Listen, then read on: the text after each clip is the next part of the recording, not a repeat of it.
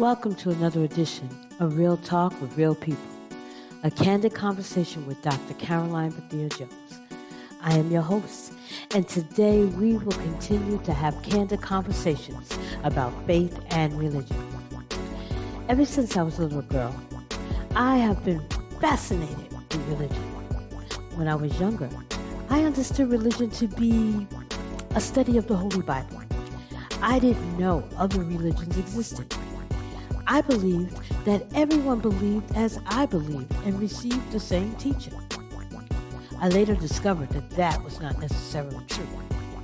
But it would take many years to realize that there was much more to religion than what I was initially taught.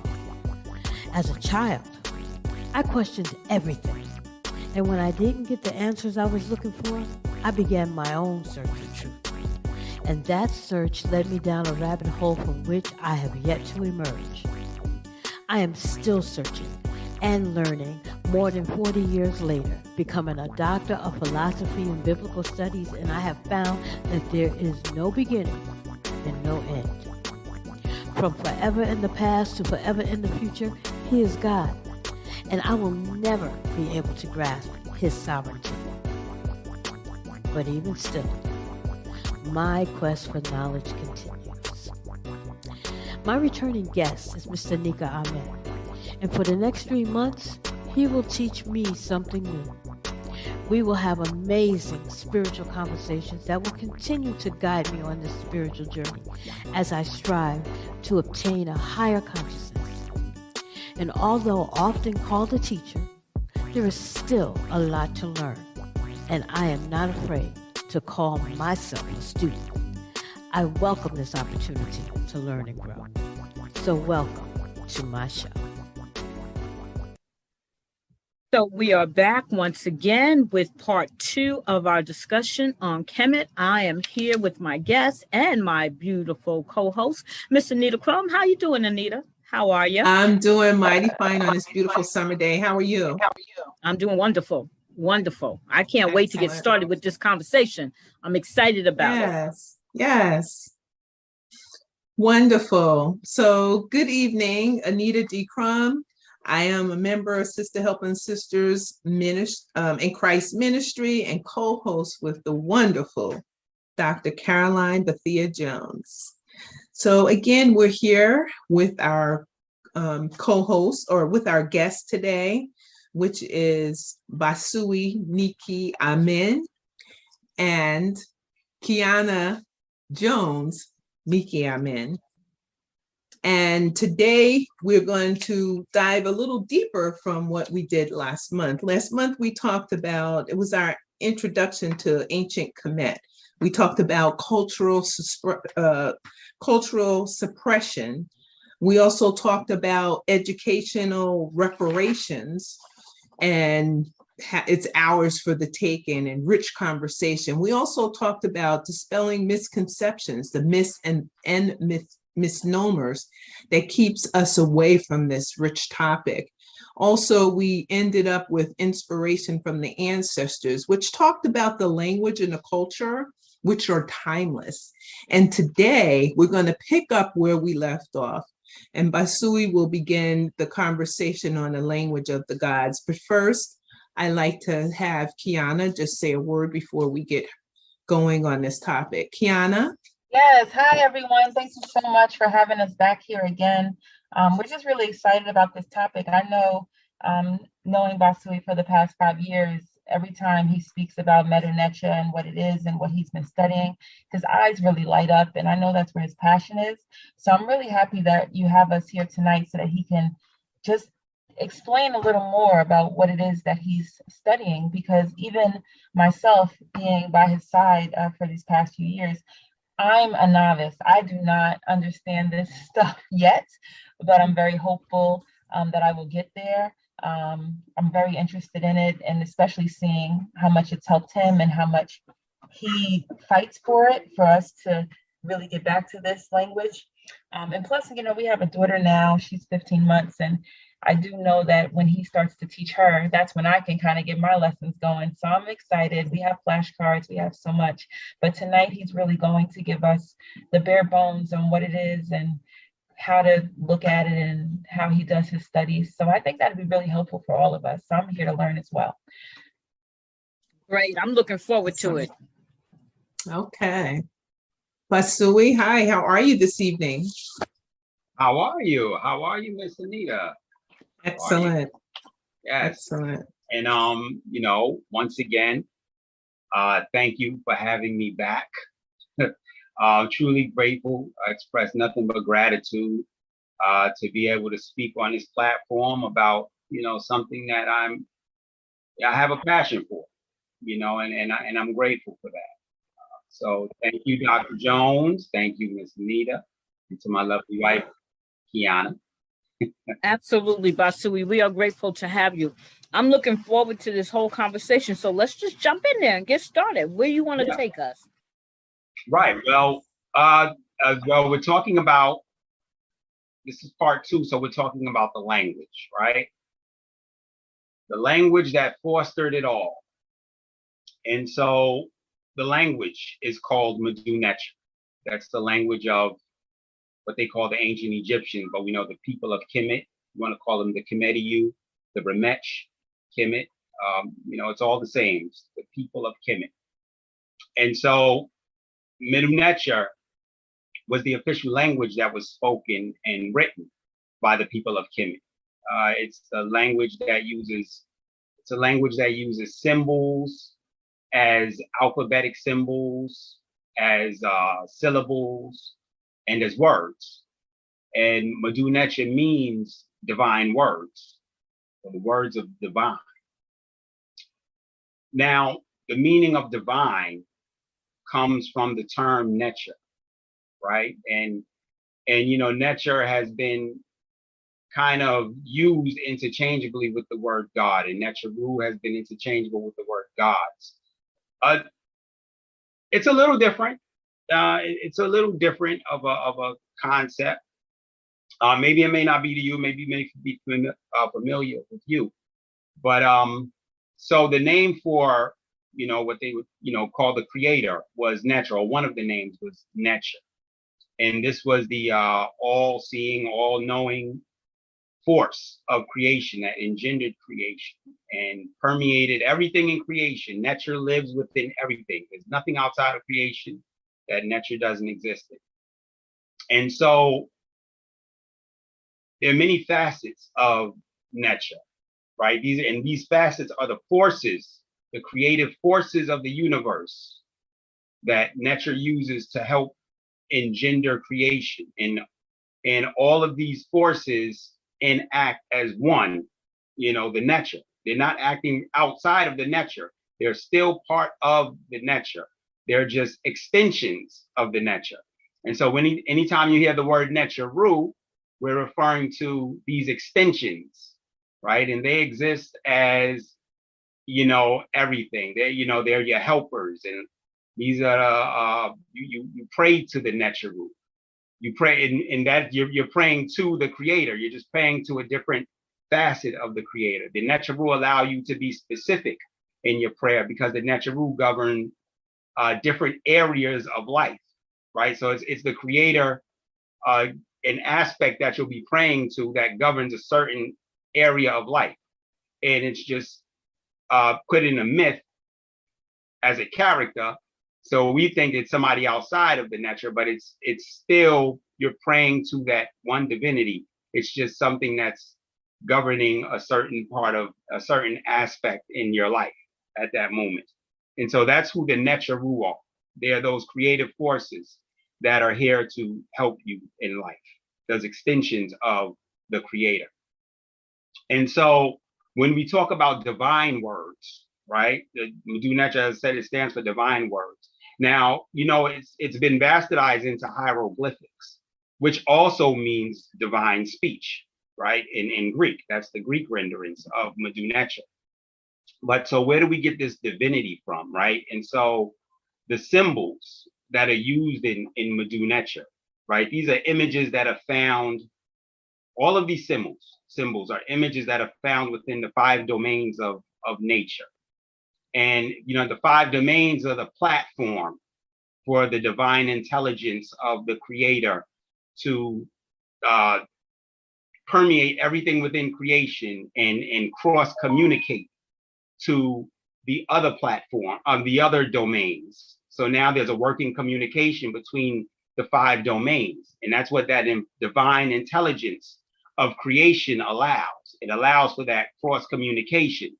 So whenever you hear about humans talking about they can speak to plants, and plants will respond in kind, depending on your attitude and your demeanor. So it's the divine intelligence is responsible for that universal love that allows that interaction between the 5 domains, right? And so the symbols represent that. And so when they're used in words, now it's letting you know that these symbols are backed up by that divinity. Right? So they're not just empty words, they're words that are backed up by divinity. So when they're used, they're kind of giving reverence to that divinity. And there's a passage in one of the creation stories where the creators, the name of the creator was Ptah in the district of Menefer in Kemet, right? The town of Menefer. Ptah was the name of the creator. Ptah was the one who engendered creation. And what allowed Ptah to do that was another Necher named Jehuti. Jehuti represents divine intelligence. Jehuti was said to be the tongue of Ptah. And that's how Ptah engendered creation, through the tongue of divine intelligence. So it's just letting you know that divine intelligence is the backdrop to the words. And Jehuti is the Necher who is responsible for bringing, or was said to be the Necher responsible for bringing Madu Necher into Kemet. Mythologized. That was the myth, that Jehuti was responsible for that. And so these symbols were employed, like I said, as an act of reverence, right, to that divine intelligence. So when these words are formed, they're being supported by the Necher. And it just so happens that the word for Madu is a walking stick, symbolizing support. And the word for Necher is the symbol of divinity. It's the flag, actually. And the flag basically symbolizes divinity because the flag moves with the wind, right? And so the flag is symbolizing that invisible power of energy that flows all through the atmosphere, right? And that's what the white flag symbolizes. And so the divinity is supported by the walking stick, right? And so these words is letting you know that these words are supported by that divinity. And so that's how when we put Madu Necher together, it kind of gives you an insight into what it actually means, into the power of these words, that they're being supported by a divine intent, by a divine intellect. So Madu Necher was written from right to left, left to right, top to bottom. So whenever you would walk into a temple, you would see Madu Necher on the right side, written from left to right, and you would see it on the left side, written from right to left. So you would see it in that same symmetry going in both directions. Remember, one of the themes in Kemet, the theme of creation was duality. Everything was about duality. It wasn't just done on one side. It was always done on both sides as complementary opposites, right? So duality is always found in Madu Necher. Duality is very big in Madu Necher, and we'll talk about that a little bit later. So Madu Necher, you can find it written in, like I said, you can find it written on walls of temples and tombs, on memorials, on gravestones, coffins, vessels, right? It was used for texts, rituals, hymns, prayers. Most of these aforementioned, these things that I'm mentioning are undertakings that were a way to honor these sacred, most, they were undertakings of honoring the deceased, right? So I'm talking about hymns and prayers and these are spiritual matters and rituals, right? And so what better way to honor the deceased than with words that are supported by a divinity, right? Words that are supported by the divine. And so when you would see Madu Necher written on coffins, you know, that's what that is. You know, it's an honor to the deceased and hoping, but actually we'll get into, it's called we'll get into that in a little bit later. I don't want to jump too bit ahead. But other places of importance where you would find the Madu Necher, you would find it on pyramids. Like I said, you would find it in coffins. In the early stages of Kemet, Madu Necher, one of the places where it was first found was in the pyramids, right? And these were called pyramid texts, right? And what the pyramid texts were, they were spells to help the deceased get through the afterlife, right? To help the deceased in their afterlife. And then later on in Kemet, we go probably down. We're talking about the first golden age right here, where there were like pyramid texts. And so then a little bit later on, and around the second golden age, right? These spells were now when they were just in the pyramids, just to back up a little, when they were just in the pyramids, they were for the rulers, for officials, right? Aficionados, and for people in high places, right? This was for them.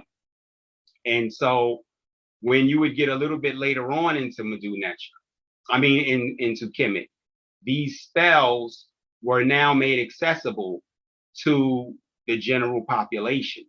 And so now they were put inside of coffins for the deceased. And so anyone who had the money to buy them a coffin and put some spells on it can, anyone who had the money to afford it can have that, as their own. And so then when you get into a little later, into what they call the New Kingdom, right? These same spells were now translated into a text called the pyramid text. What they call, what they call the Book of the Dead.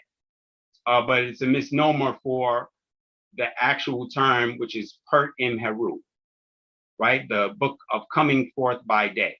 So these same spells have just been translated from the pyramid text, then they put them into the coffin text, and then a little later on, they put them into a book. Now they were really made accessible to the public. And so when people were, you would see a lot of the deceased buried with the book, as opposed to just having writings along their coffin. They would actually now be buried with the book, with the spells, to really make them accessible to the general population, like I said. Right. And Basui, yes. let me interrupt you 1 minute, because you're losing me and I don't want to lose anybody else who might be lost. All right. So I'm going to start with my first question, because my first question really, you might be answering it right now and I'm not understanding. So it's okay. Madu Necher. Is that how you pronounce it? Madu Necher. Right. Now, is it a religion or a spirituality? Because you had mentioned something about spells. And so now I'm a little bit confused. Is it spells or is it a religious system? No, it's a language. It's a language. All but right, as I was saying, the symbols are representative of nature, right? Of divinity, of the divinity found in nature. So these symbols that were used were these symbols that were found in nature. And these symbols. Okay.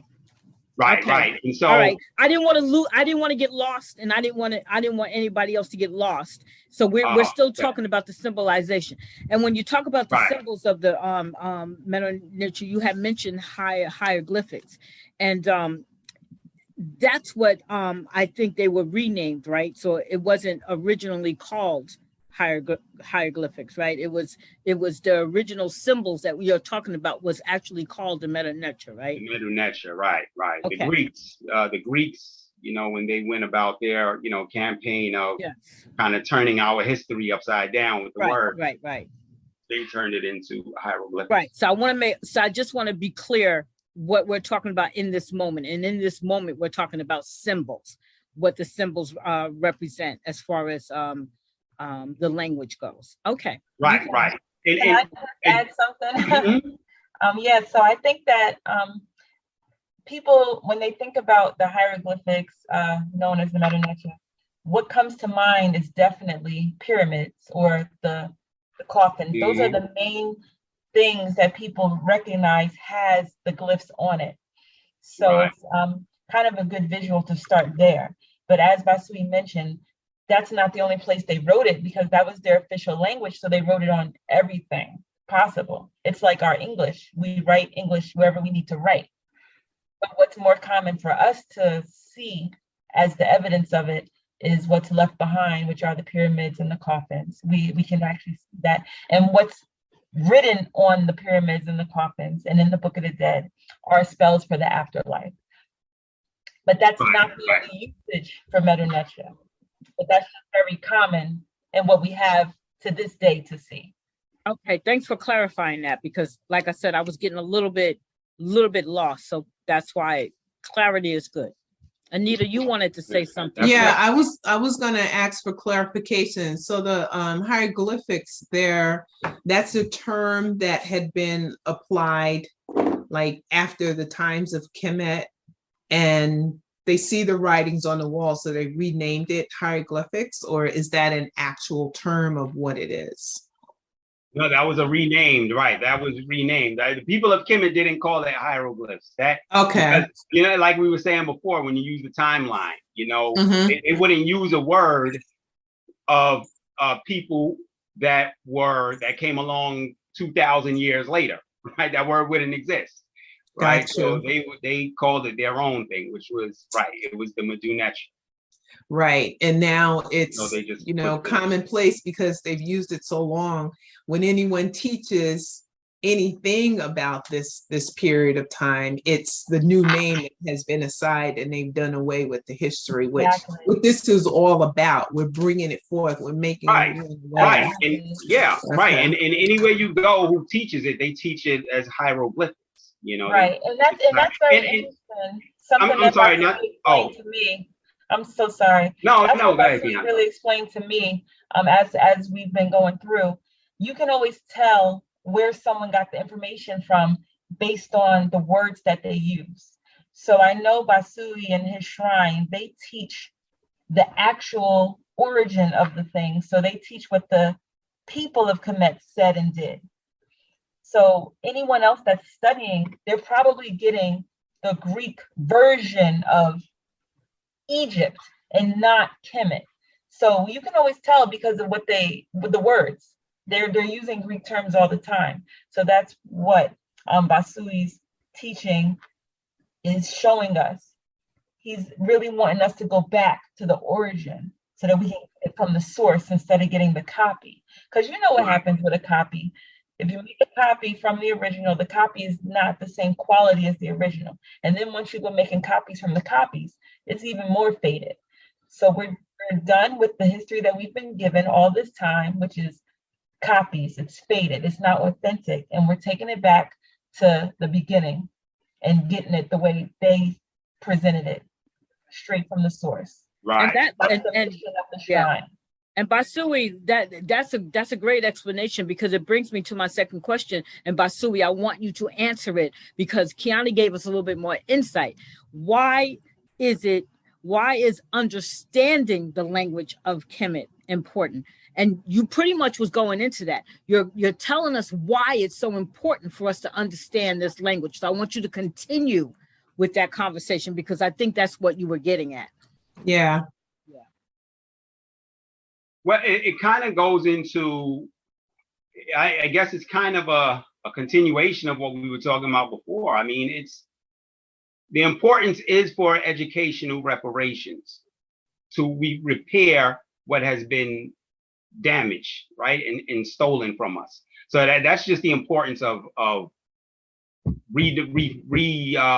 finding, of putting the pieces back together, right, for that educational reparations, to lift the veil. I always say, look, any injustice injustice to Black history anywhere is an injustice to Black history everywhere, right? And so that's what that is. It's an injustice where we need to lift the veil of all of those lies and the generational iniquities and deceptions that have been covering our truth, right? And this is just saying we need to get back to our truth. And look, whether it's through studying Kemet or, learning about new facts about the slave trade that we were never privy to, it's all about getting back to our truth, getting to our truth so we can put it in curriculums and start teaching our future generation the right way, because it's getting taken away from us as we speak. They're not even wanting to put our history in the books, and that's the washed down history. So we're talking about, no, we want to put our history into our books and deliver it that way. And I think, like I said, the Medu Neter is just, man, I mean, it's such a great example of doing that, because it really speaks to injustice. Like I said, because every facet of Medu Neter has been bastardized. There's nothing that we speak of today about ancient Egypt that really says Kemet, when you speak on a general term about ancient Egypt. And I think that should just make anybody who is really passionate about recapturing Black history and rebuilding what our ancestors, once built. I think that's just enough to make anybody who's that passionate to say, I need to dig deeper into this. I really need to find out all of the truths about this. I need to lift those veils off and let people know about this, because this is our history. It's Black history, and being that it's a narrative that deserves to be controlled and told by us. Even though we don't control what's going on over there on the land because of so many reasons, invasions, politics, but our esteemed scholars over the years have told us that even though we don't control what's going on over in the land, we still have a hand in redefining the authenticity of that land, because that authenticity is us, right? And so that should be done by us and only, and nobody else, because nobody is going to tell it in a way that satisfies our ancestors, that satisfies our history. And so that's one of the reasons that passion, for really getting into Medu Neter.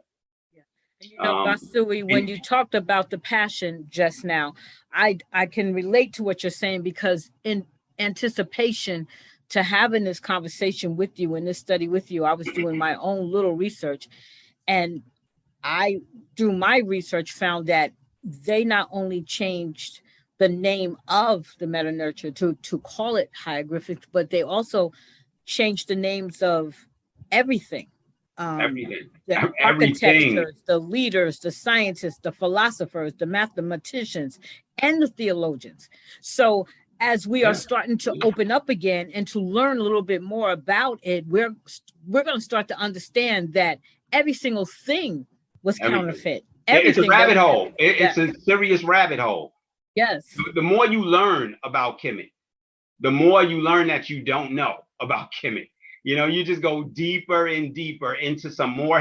Look, even today, they're still digging up, they're still doing excavations of people that existed 4,000 years ago. And it's causing them to predate Kemet even further now. And that's a lot of reason why the archaeologists and the Egyptologists are opposed to doing so many excavations over there because of that, in certain areas. Because they know that when they built what's called, and I know we're really getting off topic right now. We're really we're really not getting off topic. Okay, all right, right. Because see, when they built what's called the this Aswan Dam, right, in Sudan, what was formerly known as Kash, right? It submerged. It created a lake that submerged so many artifacts, thousands of artifacts, 250 feet underneath water. We can't get that stuff.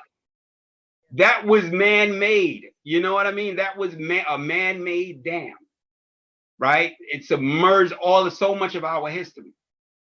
you know, and so these are things that we can't get that back. You know, we can't get that part of our history back. But that's just an example of what is being done to our history, the whitewashing of that's just one example of the whitewashing of it, you know? And why can't we, like I said, lift the veil off for our future generations to be inspired by what these folks did? You know, these are our ancestors. Why can't they be inspired by that? They can't be, because it's not packaged from us. It's packaged from, you know, the oppressor, those who invaded it, right? And so we got to regroup and figure out how to repackage this thing in its authenticity so they can be inspired and aspired to be like our ancestors, you know, to build the way that they built, you know. All right. And so I took you off of your it was a bit of a subject, but I did that because I wanted to you know, make that comment, and I'm glad that you spoke the way you did. So I'm going to give you opportunity to go back to where you were so that you can give us more information regarding the language. So you can continue where you left off. Okay, so right, so we were talking about the words going from the pyramid text to the coffin text to the, you know, what they call the Book of the Dead, Pert Him Heru, which is, you know, another bastardization. They love to say Kemet was a dead language, you know, that it was just all about death. But it wasn't. It was about life. You know, life was a preparation for the afterlife. And it was a cycle. And to bring clarity into that cycle, right? Now, remember, the sun was the symbol of the physical power of the creator, right? So there was a lot of reverence to the sun, right? And so this story that I'm about to tell you is the story of Ra, is kind of like the meaning why they put the Medu Neter in the temples and in the coffins, and they made a pyramid text out of it, and they turned them into, you know, as spells for the afterlife. And so as the sun rose in the eastern horizon, right, it rose out of the waters of chaos, and we'll get to that. So it rose out of the eastern horizon, reached this peak in the sky, and it rose in the form of Kepler, a dung beetle, who pushed the sun disk up. So I don't know if you ever seen that picture of a dung beetle pushing up a sun disk, right? That's the morning sun. And then as it rises, it crosses the sky in the form of Ra, as we know, our nectar we call Ra. Then it crosses the Nile River over the sky. It sets in the western horizon. As it sets, it goes into the underworld. And just as it was perceived to cross the Nile above the sky, it's perceived to cross the Nile underwater, in the underworld. And now, leaving it exposed now to being, to possibly being confronted with all of the perceived creatures of the Nile. There are hundreds of species of snakes that existed in the Nile, hippopotamus, crocodiles. All of these were like symbols that could impede the progress of Ra to rise again in the morning. But of course, we know Ra is victorious and ends up rising again in the eastern horizon. And so the people, the Kemet, the priests, they say, well, remember now, the sun is a symbol of the physical symbol of the creator, the visual symbol. And they say, well, if there's a chance that when the creator goes into the underworld, that if there's a chance that the creator can be impeded, that his progress back to rebirth, being reborn, can be impeded, then when we die, when we are deceased, that can happen to us in the afterlife. So we need to create spells. We need to put things around our coffin. And you notice coffins weren't just decorated with Medu Neter.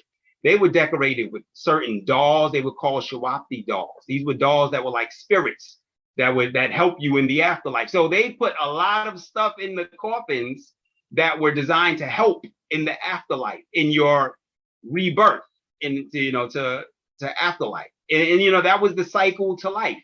And this cycle was seen as the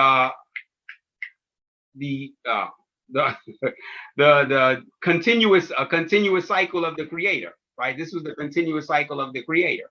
And this cycle represented the duality of life, the duality of all facets of life, night and day, right? Life and death, good and evil, right? It represented that duality. And so this was you get another philosophy of this, just from observing this continuous cycle, right? You getting now a philosophy, a spiritual philosophy. And so this is where a lot of the spiritual philosophy came from, observing nature, observing the movements in nature, you know. And this is another reason why Madhu Nature is so important, because encapsulating nature into your script, you know, you like I said, it's a reverence of that divine flow of nature, you know, the way everything flows in nature, you know. And of course, we know the sun is a symbol in Madhu Nature. It's the symbol of Ra, or it can mean day.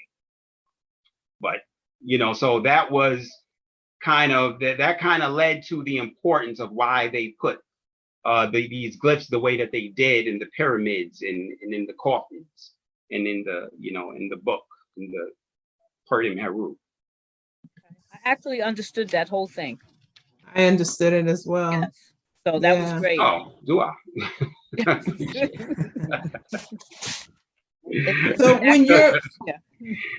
when you're talking about the duality piece, and that it's all one, I guess it's like the infinity of it. So what comes to mind? That was the word that I was looking for. I'm sorry. Oh, okay. Okay. The word that I was, right. Okay. So it reminds me of the symbol yin and yang. The bigger the front, the bigger the back. Right. Because it's all one and the same. One is light, one is dark.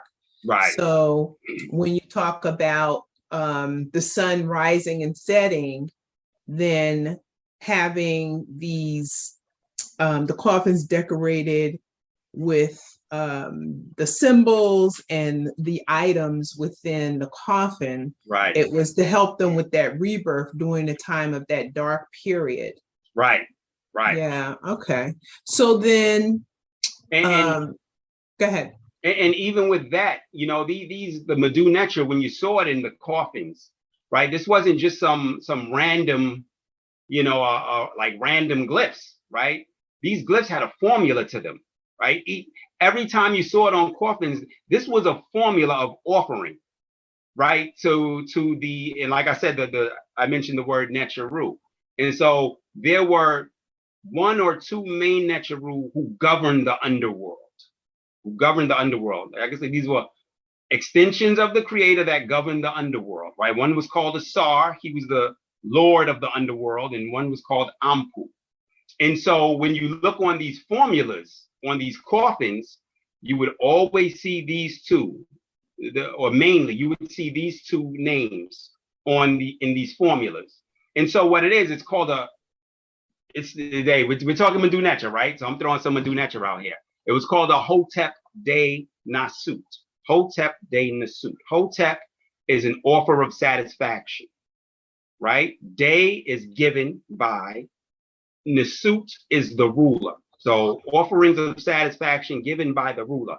Every time you look at glyphs on these coffins, that's what you're looking at. You're looking at the formula of a Hotep de Nasut. So what it was the deceased needed the stamp of approval from the Nasut, from the ruler, to validate you to the Necharu. Because remember, the ruler is the one who was the intermediary between you and the Necharu, you and the creator, right? That was the ruler's job, was to spread the word of the Necher throughout the land and make sure Ma'at was enforced in the land, right? So you needed that ruler's stamp. And so satisfactions given by the ruler, that's what that was. And so when you're reading it, there would always be mentions of those two Necharu and the fact and a listing of the offerings that you're giving to these Necharu.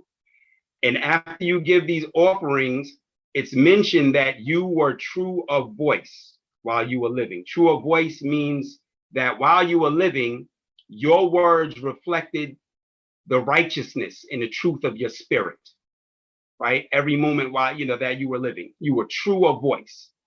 And that's when, when you get to that scene of Ma'at as well, when your heart is weighed by the feather.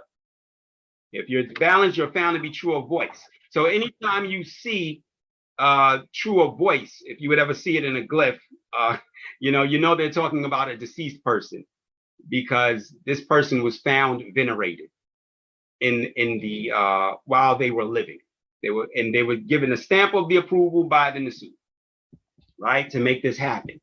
And so that's what you see when you're looking at these coffins. You're looking at the same formula, and a lot of the times the person actually listed their relatives on the Hotep de Nasut. So they'll even let you know their genealogy on the Hotep de Nasut. This is what we call a tombstone, because if it wasn't written on a coffin, it would be written on a slab stela around the top, just like a tombstone. But this is not in a cemetery. This was in your house, right? They call it a spirit door. This was in your house, and this was being written as you were alive. Your life, this was your biography being written on a tombstone, things that you've done, right? The people, your relatives, right? So it was more than just, they lived this year, a dash, and they died this year. So there was a lot going on in there. It wasn't just about, those 2 years and what you didn't do between those 2 years. No, it was about what you did. So it's very interesting. It's very fascinating. Basui, it sounds like to me like a living obituary. When we die Right. now, when we die, people write an obituary, and they start to tell people about our life while we were living. And you got somebody who's writing this after you die. So it sounds like you're talking about a living obituary. You can't get that wrong, because you're doing it as you go along. Right. Yeah. And that brings me to the next question that I have, and I want you to, because Can I just say something to that? So, and this might be getting off topic a little bit, and we're going to I think we talked about this. We're talking about language, but when we talk about the spirit door and writing this obituary while you're living, so that would cause the Kemet person to be a contributor to community, to be an activist, to work with others and support causes. Because if you're not doing anything, there's nothing that gets to be written on the spirit door. And so that way there's no, you didn't live your true voice. Right. You didn't live your true life, because it's all about service and giving and doing. Right. But if there's nothing to write, then the Hotep de Nasut cannot be. Right. See, and because they've done nothing. Yes. Right. And that was not that. You see, when we talk about the weighing of the heart, with the feather, that was going on every day. That wasn't just occurring when you died. Your heart was being judged every day. That was a judgment scene that was happening your whole life. And just like we saw with the cycle of the sun, that's a night and day thing, as well as a life and death thing. So this is the duality of the existences, whether it's night and day, life or death, and whether that's it's every day or when you die. You're being judged, at some point.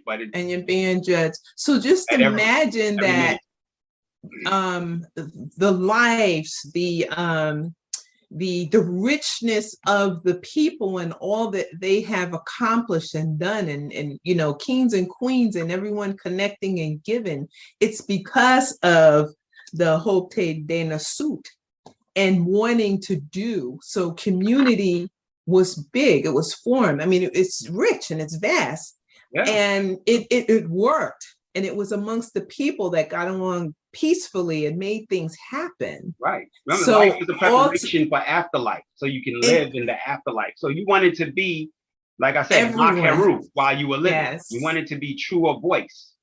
While you were living. And that's what made it to be such a flourishing people, the Kemet. I don't want to say the Kemetians because that's the name that was You can given say to them Kemet to later. you. You can say Kemet. Oh, Kemet to you. Right. But that's okay, the people. Kemet to you. Right. But it's because of the way that they lived every day is what expanded the whole community, expanded all the people because they're living good lives. Everyone's trying to make sure that that spirit door has a lot on it because that's imagine being held obituary. accountable by your tombstone. Yeah. You know, Yes. that's a lot of motivation. Yeah, definitely. Thank you for bringing that up, Anita. Empty. Yeah. Thank you for bringing that up, Anita, because I believe that Caroline asked earlier about why study. What was the question? I don't know if you remember the question that you asked, Basui. Yeah, and I'm going to expound on it too. I said, why is understanding the language of there we go.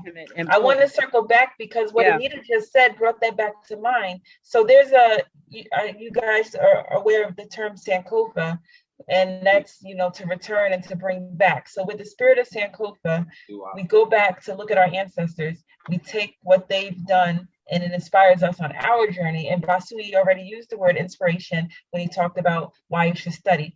So what Anita pointed out about how they were living on a daily basis, if we in the present day were looking at what they did and bringing it back in the Sankofa way and doing that in this present day time, there's no reason why we wouldn't accomplish in our present day what the Kemet accomplished. And that is another piece on why we should be studying it, because we do need our community to get back to that. And we don't have that.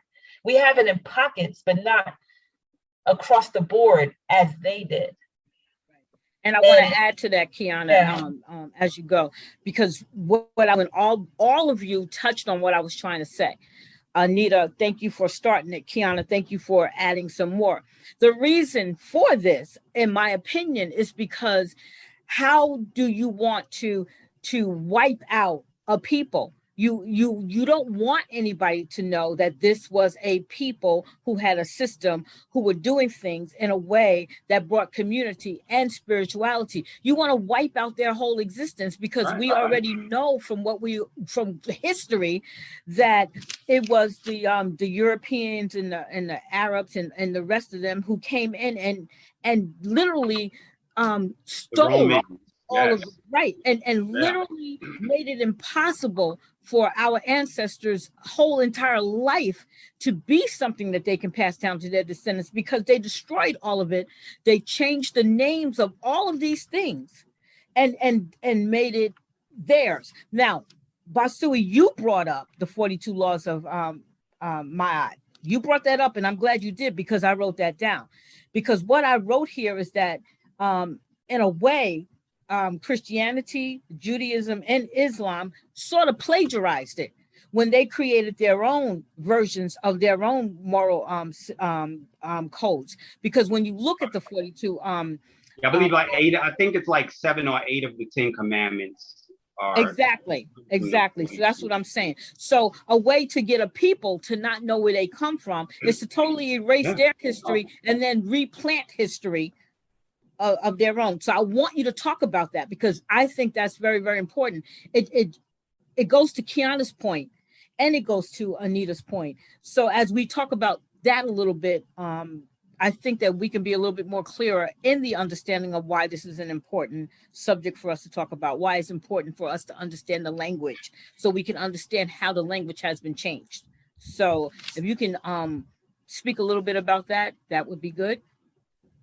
Well, I mean, you know, I don't know if we touched on it, but look, that's the history of, you know, as a Malcolm X quote, right? He says, of all our studies, history is best qualified to reward all research, right? And what he says by that is, when you see that you have problems, all you got to do is examine the historical method of other people who have problems similar to yours. And once you see how they got theirs straight, you know how you can get yours straight.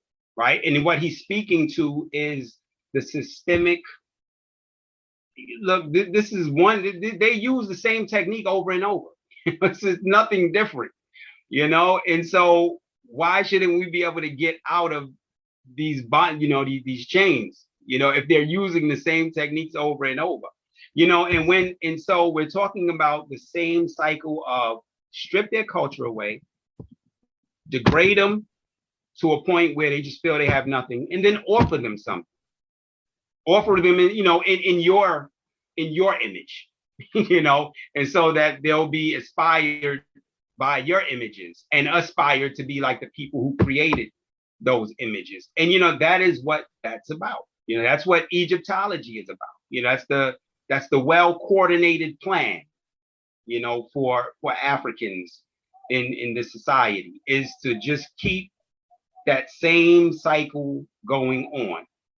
But there's a way to break the cycle. And the way to break the cycle is, just as Kiana said, Sankofa. We have to go back now and understand, that authenticity. Pull them lies off. We got to understand that they're lies first. And then we need to pull them off. And then we need to really examine our culture for what it is, because it just goes back into the Madu Necha, right?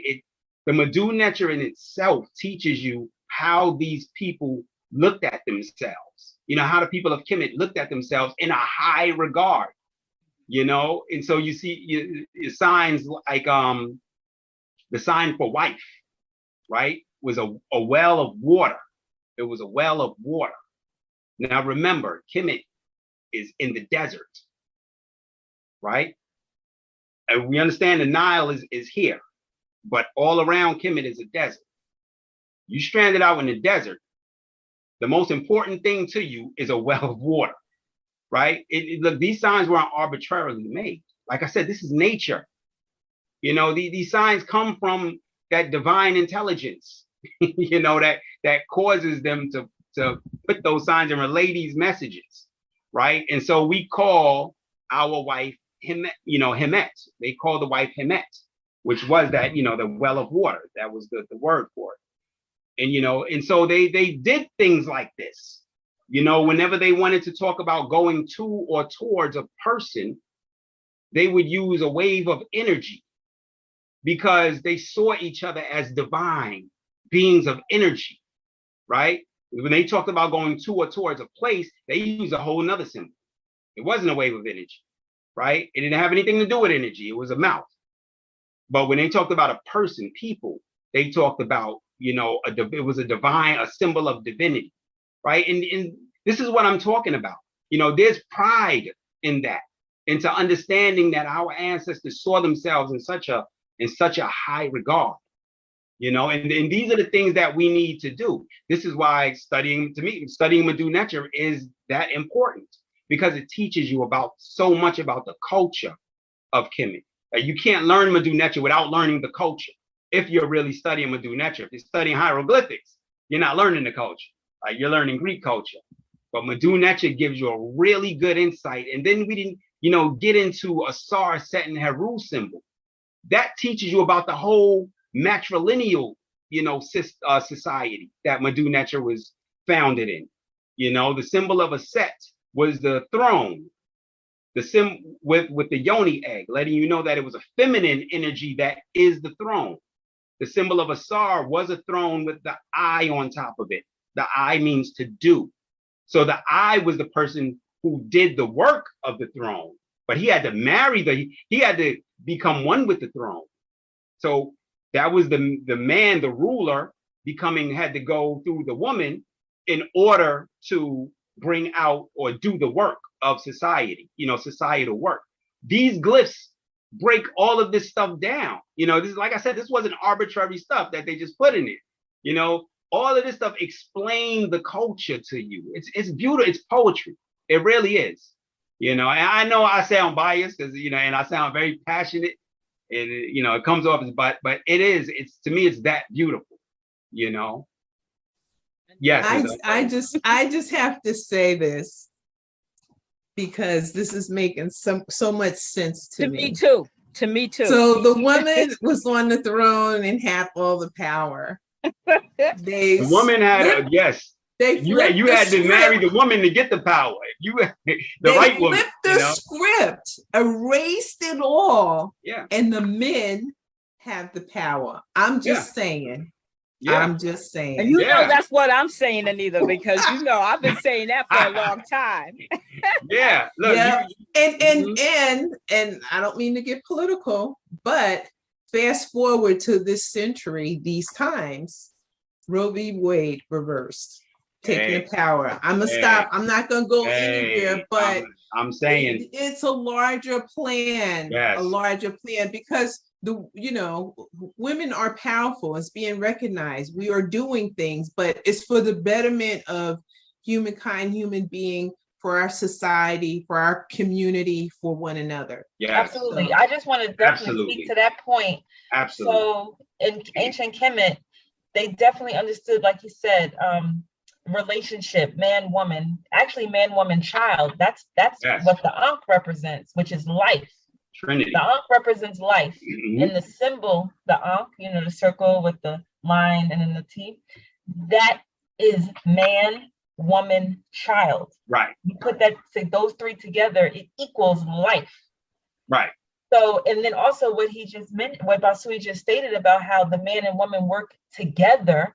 The woman has the power, the man marries the woman and now wields the power. That's a union. Union, yeah. Unfortunately, in our society where we live in the Western world, they have, from the beginning of time, erased women and made us definitely under their foot. But that is not the way of ancient Kemet. No. They worked in harmony. And Ma is all about harmony and balance. Even how they, like Caroline pointed out, how they stole and used that for other religions that came afterwards, Christianity, Judaism, things like that.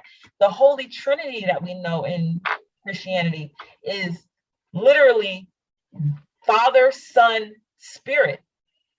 They just hijacked that from the Ankh, which is man, woman, child. That's the true Trinity, right. And one that makes sense with nature. Right, right. But as you can see, they had an agenda, like you said, Anita, it's political. So they had an agenda to take women away and to take, nature away, and just made it all about white males. And you can run the world just with white males, but we see where we are today. So to combat that sort of backwards society that we are living in on the Western side, the only way to combat that is to return to our roots and take it back to working in harmony with each other, each one in the society in harmony with each other. Mm-hmm. No animosity to your brother. And that's what we're known for. But yet they want to play up Black on Black violence and all this stuff. They like to put that out there to totally erase the community that we've always had amongst every African country. That's right.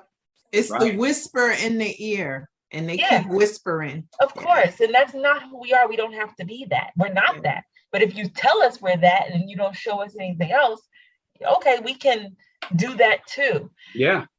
Right. Yeah. That also speaks to the answer to the question, why is studying the language of the Kemetic people so important? Because what I've just discovered sitting here is that the Meru Netra, and I'm probably saying it wrong. Forgive me. No, that was it. That was on point. Okay, good. It's a philosophy, and to me, it documents the recorded history of our ancestors, the way they lived, the way their spirituality, their sciences, their mathematics, their philosophies, their traditions, their theology. So without it, we no longer have any documented evidence of how the ancestors lived in recognition of the way we are today. Because yes, and so that's what I'm feeling like. This is why it's important for us to understand the language of this ancient people. Yeah, and look, there are certain places in Egypt they will not let you into these places to see your own history. These are Arabs that own it now. They're occupying Egypt now. They're not letting us into some of these places. There's a reason for that. I feel like as we are Kiana mentioned too, as we are moving into a whole different age, history is starting to reveal itself. What was hidden from now, what was hidden is now being revealed.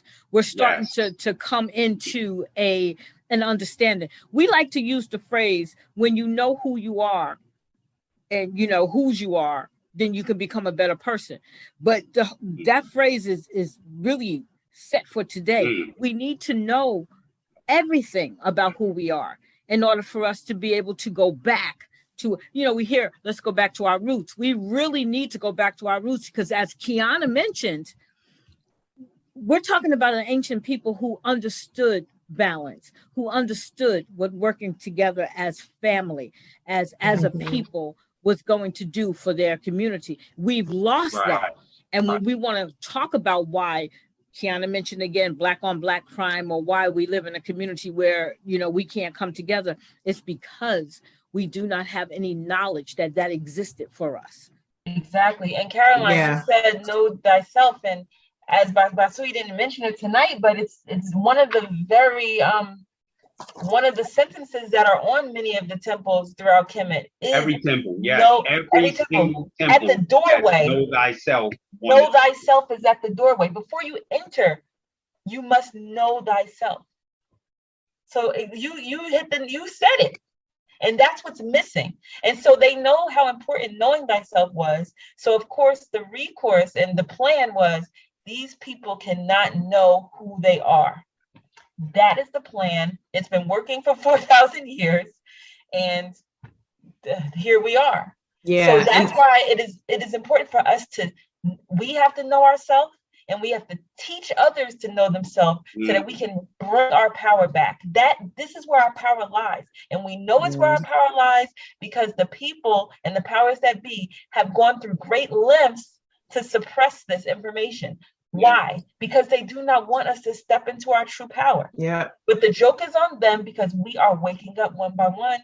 There's a great awakening. There's pockets of it, but we're spreading it. And thank you for a platform like this podcast that people can listen to, so that they too can be awakened from wherever they sit, wherever. It's not just we're coming in live from New Jersey, but you can hear this all across the world. If you are a person of color and you have not yet awakened, the time is now, because we need you in this fight.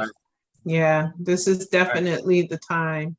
Definitely the time. Seek internally to find out who you are. And Madison Avenue is built on and is always promoted to look at the things outside of you. Things literally have this. Ooh, this is shiny over here, to draw your attention outward.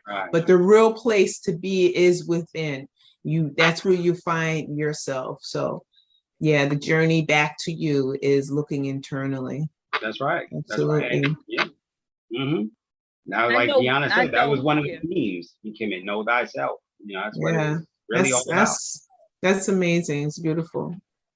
And I know we still have a whole lot to learn. And I know it's unrealistic for us to think that we're going to be able to capture all of that in the 3 episodes that we have in this podcast. But I really want everyone to really, really get serious about studying this, because it's important to know. Even if you decide after you study this that this is not something for you, at least you would have know what to compare it with. You will be able to understand the difference between truth and untruth. If Kiana mentioned it, if truth was not important, then we would know the truth and be able to make these decisions for ourselves. That's right. That's the story of Black history. They're fighting so hard to keep truth from Black people. It literally makes me wonder why. I have to wonder why. If you believe that you are right, then why not expose everything? Why not allow us to understand every part of our history? Why hide it from us if it's something that you feel means nothing? And then on top of that, we have documented evidence to show that you basically hijacked this information and made it your own. And even when we're not even talking about spirituality, you mentioned, was it you, Basui, who said, or Kiana, that everybody, the tactic doesn't change. You hear people say a leopard doesn't change its spot. You hear in Christianity they say the devil does the same thing over and over again. He never changes the way he does everything. Correct, right? So we know this to be true, because even if you try to deny that our history was hijacked, all you got to do is look into history and see how our music has been hijacked, how our fashion has been hijacked, how our hairstyles have been hijacked. You understand what I'm saying? You're doing the same things over and over again. You're still taking and taking and taking from the African people as if this is okay. So it puts me in a position where I say, well, wait a minute. I see this happening even now. So I am more apt to believe that this happened 4,000 years ago, 5,000 years ago, that this is still taking place today. So I'm grateful to have you here. I'm grateful that you are having this conversation. I'm grateful that we have moved into the language, because I'm certain that there's going to be a lot of individuals who understand this a little bit better today than they did yesterday. So I, for one, am very grateful that we have opened this door.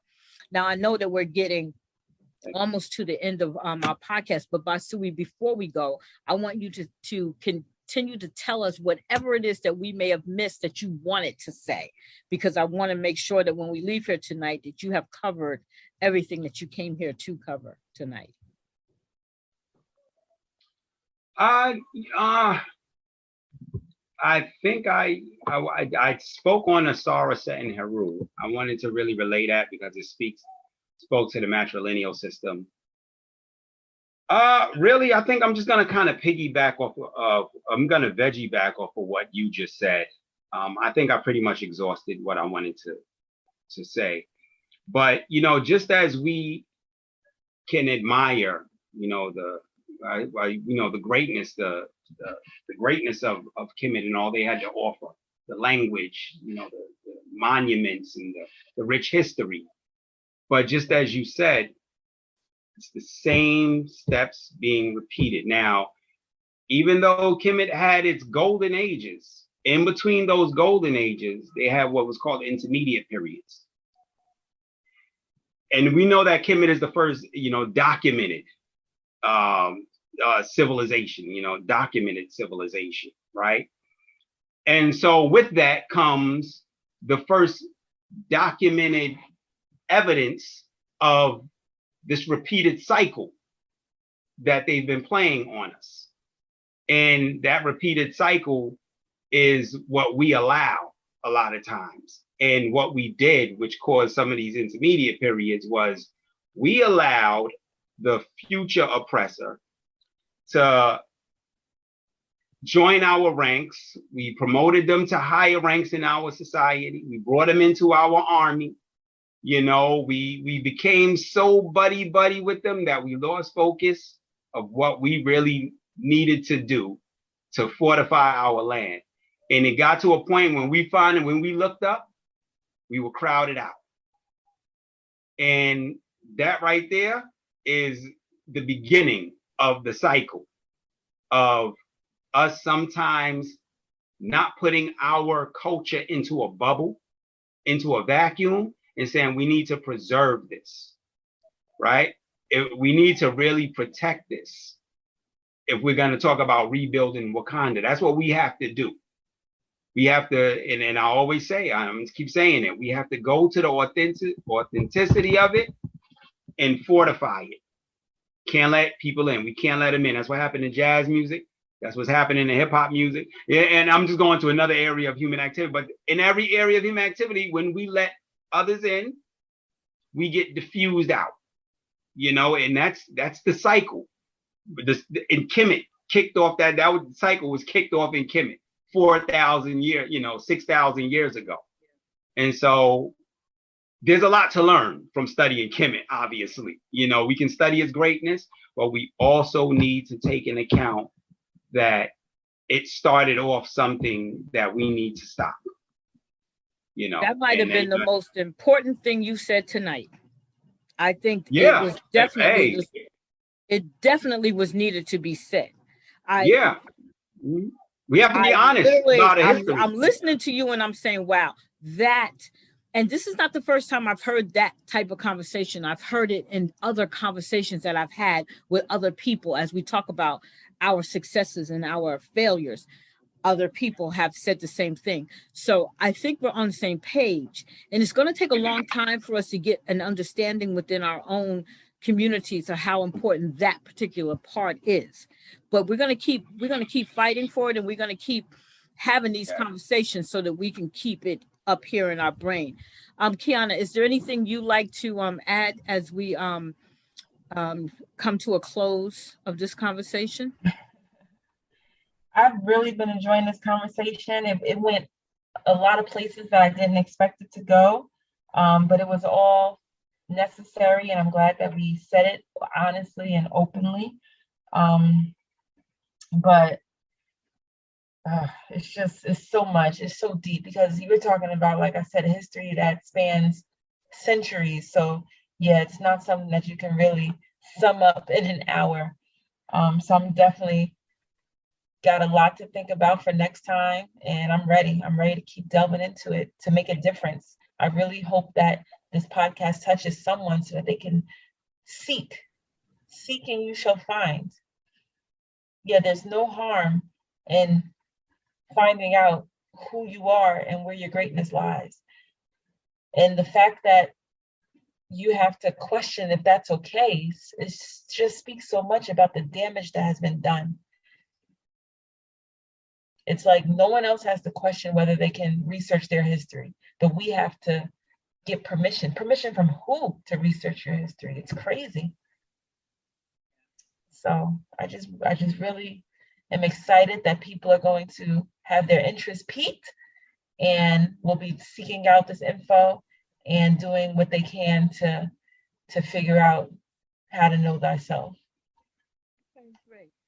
Nice. I know that you've been enjoying this, Anita. I know. Yes. So what are your parting words, my dear? Because I know you have. Oh, well, I just want to say I piggyback off of Kiana. I think she said it all very well. And that was to speak to what Basui had to say within his closing. And I would add to that a question, which I think everyone listening may want to know and also have. And that is, Basui, so what reading would you suggest for us after delving into the language of Kemet in this conversation that we had? Because certainly my interest is piqued, and I do want to begin my research and have a clearer understanding. So what would you suggest as a reading for us and offer to the audience? Oh, well, I always tell people as an orientation into Kemet, for the novice who just wants to be orientated into it, a book by my teacher, my spiritual teacher, Mfundishi Jahutimas. The book is called Spiritual Warriors Are Healers. And he breaks down, the main concepts, the themes that have been, pervading throughout the duration of Kemet's history. From Ma'at, he breaks down the meaning of the Nechu. He really goes deep into these meanings, but they're at a level where the novice who is just trying to get orientated into, the studies would really be able to digest. I mean, it's a great read for that. Spiritual Warriors are Healers. Another one would be The Nile Valley Civilization by Tony Browder. That's a really good read on Kemet. He does a great job. And he actually he's probably the only Black person that we know that does excavations. He's done excavations in Kemet. He's gone there with teams. And he actually was responsible for doing a lot of digging up of the 25th dynasty. And these were, it's a family of people from quote unquote Sudan who came to Kemet and kicked out, the invaders. And he did a lot of excavation there and really found some groundbreaking artifacts. So he has a lot of that in his book, but it's great. It's another one of those books that will really orientate you into learning Kemet. And can I just confirm the title is Nile Valley Civilization? Yes, the Nile Valley, right? The Nile, Nile. Right, Nile. Nile Valley Civilization. Okay, and the author one more time, please. Anthony Browder. Thank you. Mm-hmm.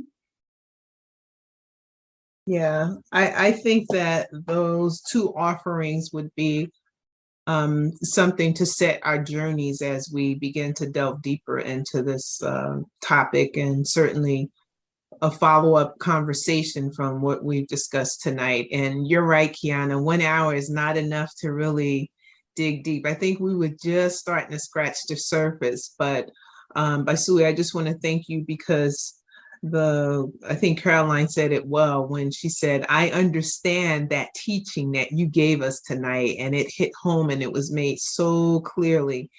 And that's why I want to delve deeper, because I get it. So I hope the same for our listeners. Thank you. And Kiana, that's the reason why the conversation moved in a different direction, because as you began to get understanding, you begin to ask the right questions, and those right questions lead to a different path. There's not really a real path when we talk about truth, because truth will reveal itself. And we have these notions inside of us, and sometimes our notions are set aside when we start unveiling what's really true. So I'm grateful that we allow our conversations to go to where it goes, because it gives us an opportunity to really think deeply about everything that we said. So I want to thank all of my guests tonight. I want to thank my co-host, Miss Anita From, and my guest, Mr. Basui Nikaamen, and his lovely wife, Kiana Jones Nikaamen. And I'm going to say that I really hope that my listeners will begin to ask the right questions so that we can start to unveil a whole lot more. And I hope you join us back here again next month as we continue this conversation and go a little bit deeper. My name is Dr. Caroline Bethea-Jones. I am here with you tonight with my co-host again, Miss Anita From, and we are Real Talk with Real People, a candid conversation with Dr. Caroline Bethea-Jones, and we will see you next time.